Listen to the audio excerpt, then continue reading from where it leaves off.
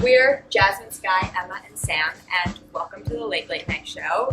We are here tonight to talk about queer exclusion from American sex ed curriculum.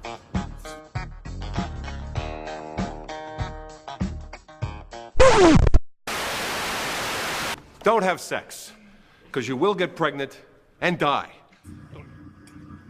So we all know that American sex ed is severely lacking. True. According to Jessica Ferger, fewer than half of high schools and only a fifth of middle schools teach lessons on the 16 nationally recommended topics for sexual health. So this list includes topics such as maintaining healthy relationships, preventing sexually transmitted infections, and the use of birth control. So rather than teaching about sexual healthy relationships, many educators give only a cursory introduction of what sex even is. It's important to note that none of the 16 topics even include information that pertains exclusively to queer relationships. In this video, we use the word queer to refer to anyone who does not identify as heterosexual or cisgender. In fact, only 24% of schools incorporate information that pertains to the queer community at all. So although schools have improved their syllabus to include information about contraception, anatomy, and consent, educators still neglect to properly address queer sexuality. Incorporating queer topics in sex ed is vital in order to create a sexual culture that is healthy and supportive for all students. So, in the current frame of American sex ed, not all forms of sex are presented equally, as we know. And part of this is because of America's pervasive heteronormative culture, which dictates that heterosexual penetrative vaginal sex, aka penis-vagine sex, is taught as the standard for sexual interactions. Nicole Gavey sums this up really well with her idea of the term the coital imperative. She writes, the coital imperative casts intercourse as an essential part of heterosexual sex. So basically, she's identifying the idea that sex doesn't count as sex without penis-vagine penetration. And this assumption has a number of troubling implications, obviously, but the clearest one is the way in which it excludes couples that have sex that don't fit the description of boy with penis, girl with vagina, right? And the coital imperative is part of the reason that queer sex isn't discussed in sex ed curriculum, because according to the coital imperative, queer sex doesn't even count as real sex in the first place. So it definitely doesn't warrant discussion in a classroom. And the way that queer topics are excluded in sex ed classes can make queer students feel totally isolated or even invisible. Right? That's a really good point, Emma. More on that point, in the article Dangerous Omissions by John P. Elia and Mickey J. Eliason, they argue that heterosexual missionary position sex is the blessed, the sacred, and the socially approved form of sexuality. So therefore they continue on to say that all other forms of sexual expression fall into the outer limits and are socially disapproved of, and in some cases even despised and punished. According to an article in the New York Times, the way this regulation and punishment of queer sexuality manifests in sex ed is simply through omission. Less than 12% of millennials in the U.S. learned about queer sex in their sex ed classes. Yeah.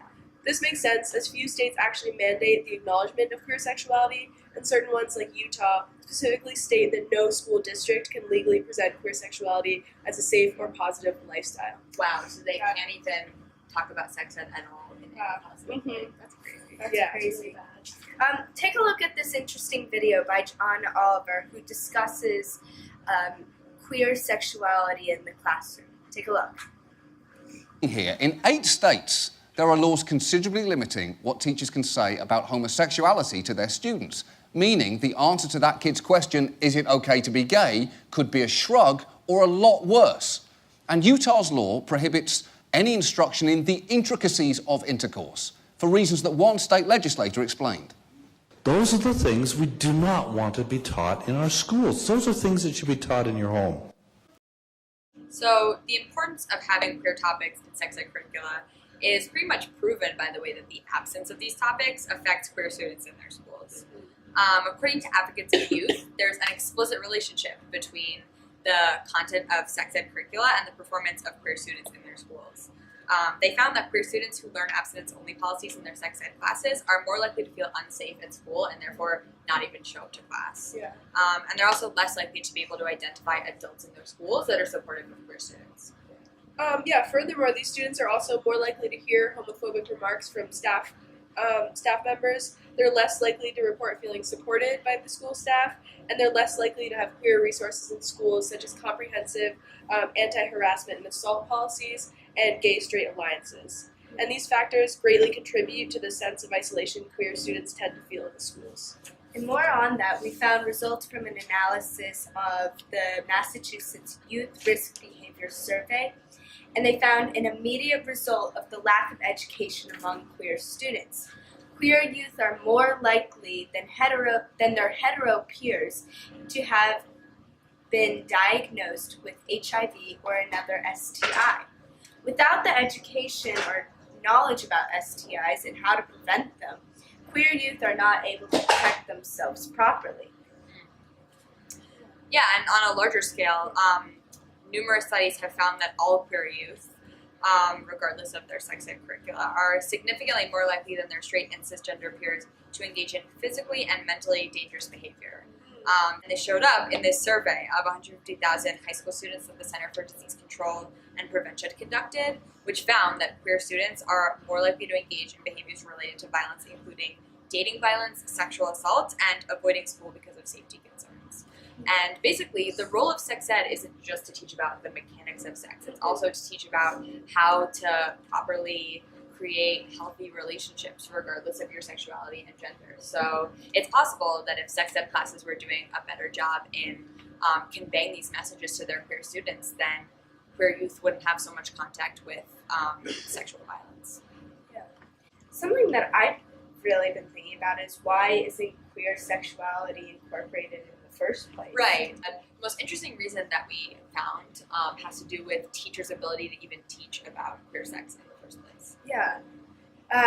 We found in a journal in the Oxford Review of Education, it reported that sex education is a particular element of health education for which teachers have long felt inadequately prepared. They then go on to say that many teachers still feel sex education especially problematic. They feel often that they lack knowledge about young people's lifestyles and about recent development in sexual health. Essentially, teachers feel unprepared and a little bit uncomfortable when talking about sex, heterosex, let alone queer sex. Yeah. Right? So, they're expressing the fact that they don't really even understand queer identities and practices. So basically, when queer topics aren't discussed explicitly in academic settings, then many queer students are forced to look elsewhere for further information about sex and romantic relationships. And accordingly, the New York Times found that queer students are 5 times more likely than their hetero peers to look to the internet for information about sex. And although the internet can totally be an awesome resource for information, especially for queer people, not all information on the internet is correct or trustworthy, and it can be hard for teenagers in particular to suss out what resources are worth trusting and which aren't. I think the final question is, how does this relate to you if you're viewing this video? And we think that the answer is that regardless of whether you identify as queer or straight, regardless of what your gender identity is, queer representation in sex ed is all of our responsibility as young people. So think about it. If you had the power to change sex ed to better represent your queer peers, how would you do it? Thank you for watching.